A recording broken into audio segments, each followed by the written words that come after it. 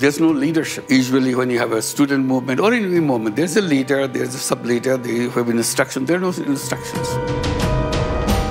গেল 5 আগস্ট আওয়ামী লীগের পতনের পর বেরিয়ে আসছে তাদের সীমাহীন দুর্নীতি আর ফাঁস হচ্ছে অপকর্মের নির্মম ইতিহাস। তবে আওয়ামী লীগ সরকার নজিরবিহীন দুর্নীতি এবং স্বজনপ্রীতির ঘটনা নথিভুক্ত করা উচিত এবং তা গবেষণার বিষয় হতে পারে বলে উল্লেখ করেন ডক্টর মোহাম্মদ ইউনূস। সুইজারল্যান্ডের দাভোসে ওয়ার্ল্ড ইকোনমিক ফোরামের সম্মেলনে একটি সংলাপে এই মন্তব্য করেন প্রধান উপদেষ্টা।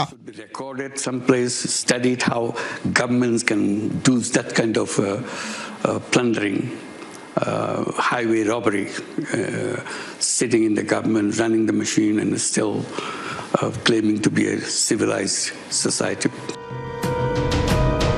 এ সময় সংলাপে তিনি আরো জানান, বাংলাদেশের মানুষ যদি স্বল্পমেয়াদী সংস্কার চায় তাহলে নির্বাচন হবে এই বছরের শেষে, আর দীর্ঘমেয়াদী সংস্কার চাইলে নির্বাচন হবে আরো 6 মাস পর। The election people want, we can't go into election, so we are waiting to hold the election. Now that the election report is coming up, we have targeted end of this year the election to take place if we go in a short reform agenda, quick reform agenda.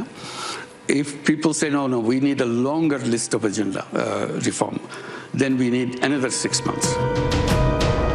সংলাপে doctor Mohammad Yunus বিগত স্বৈরাচারী সরকারের অপকর্মের কথা তুলে ধরেন। বিগত সরকারের দমন পীড়ন নিয়েও কথা বলেন তিনি। এ সময় তিনি বলেন, তিনি নিজেও এই সরকারের রোষানলে পড়েছিলেন, এরপর জেলে যাওয়ার প্রস্তুতি নিয়েছিলেন তিনি। সংস্কার কমিশনের প্রস্তাব এবং জুলাই গণঅভ্যুত্থান নিয়ে ডক্টর মোহাম্মদ ইউনূস বলেন, গণঅভ্যুত্থানের সবচেয়ে বড় পরিবর্তন ছিল সমাজের সামগ্রিক পরিবর্তন। সংস্কার করা হবে কমিশনের রিপোর্টের ভিত্তিতে। বাংলাদেশের তরুণ প্রজন্ম নিয়ে নিজের আশা ব্যক্ত করেন ডক্টর মোহাম্মদ ইউনূস। ভোটদানের সর্বনিম্ন বয়স 16 বছর করার পক্ষে তিনি বলেন, পরিপক্কতার ক্ষেত্রে 18 এবং 16 খুব একটা পার্থক্য রাখে না এবং সেভাবেই বিবেচনায় নেওয়া হচ্ছে বিষয়গুলো। Our voting age is 18. I said it should be 16. That's so mature. What makes it 18? Difference between 16 and 18. Who tells you that 16 doesn't understand as much as 18 does? I said job-oriented education is finished. Job to them is nothing. I said this generation is a generation of entrepreneurs. তবে দেশের বর্তমান শিক্ষা ব্যবস্থাকে ত্রুটিপূর্ণ উল্লেখ করে প্রধান উপদেষ্টা বলেন, বর্তমান প্রজন্ম উদ্যোক্তাদের এবং আমাদের শিক্ষা ব্যবস্থা সে পথেই পরিচালিত হওয়া উচিত। তার মতে সঠিক সংস্কার এবং তরুণ প্রজন্মের অংশগ্রহণই বাংলাদেশের ভবিষ্যৎ নির্ধারণ করবে। Next 24 hours that they will try, but if they can't find, they will come back to me. They call me back again 24 hours later. No, we didn't find any options, so you are the one. So that's how I got involved here.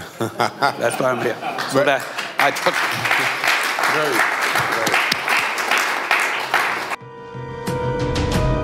Ananta Hasan Masud, Bangla TV.